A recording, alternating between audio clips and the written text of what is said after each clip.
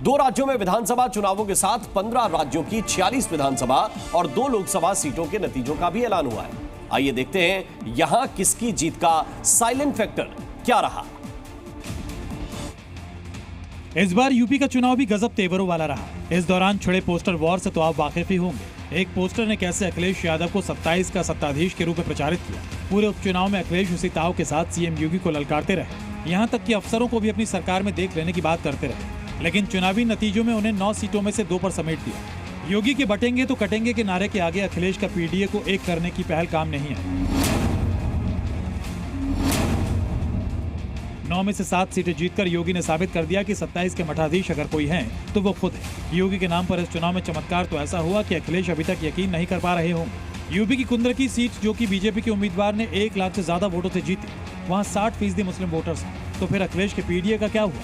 जानकारों की माने तो इस बार के उपचुनाव में पीडीए यानी पिछड़ा, दलित और अल्पसंख्यकों के जिस वोट को पोलराइज करने निकले थे अखिलेश, उसकी हवा ओवैसी, मायावती और चंद्रशेखर आजाद के वोटर्स ने निकाल दी। पीडीए का वोट इसलिए बढ़ गया क्योंकि वो एक नहीं हो पाया। आज के सियासी उथल पुथल में भी अगर कोई नेता अपने वोटर्स को एकमुश्त रखने में लगातार कामयाब हो रहा है तो वो है ममता बनर्जी। 2005 की विधानसभा चुनावों के बाद से ही ममता बनर्जी बंगाल में लगातार अजेय है। बंगाल में हुए 6 सीटों पर उपचुनाव में सिर्फ 1 सीट पर ही टीएमसी को कड़ी टक्कर देती नजर आई बीजेपी।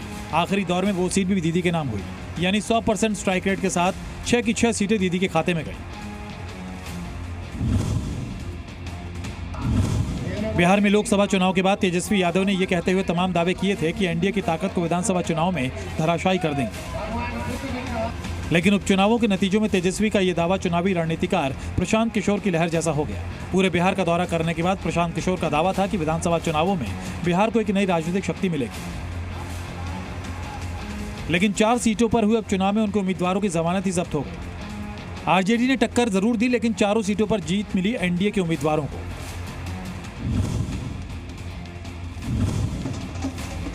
हरियाणा विधानसभा चुनावों में मुंह की खाने के बाद आम आदमी पार्टी को पंजाब में थोड़ी राहत मिली है।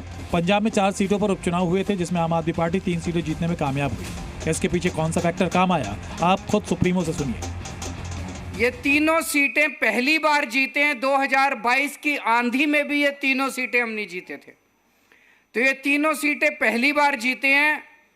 2022 में 117 में से 92 सीटें दी थी आम आदमी पार्टी को जनता ने। आज हमारी 95 सीटें हो गई है दिल्ली की, पंजाब के अंदर। पूरे उपचुनाव में अगर कहीं कांग्रेस के लिए अच्छी खबर आई तो वो है वायनाड सीट। इस सीट से प्रियंका गांधी ने राहुल गांधी से भी 1 लाख वोट ज्यादा हासिल किए। इस उपचुनाव में प्रियंका गांधी को कुल 6,22,000 वोट मिले। हालांकि वायनाड से सबसे ज्यादा मार्जिन से जीतने का रिकॉर्ड राहुल गांधी के नाम है।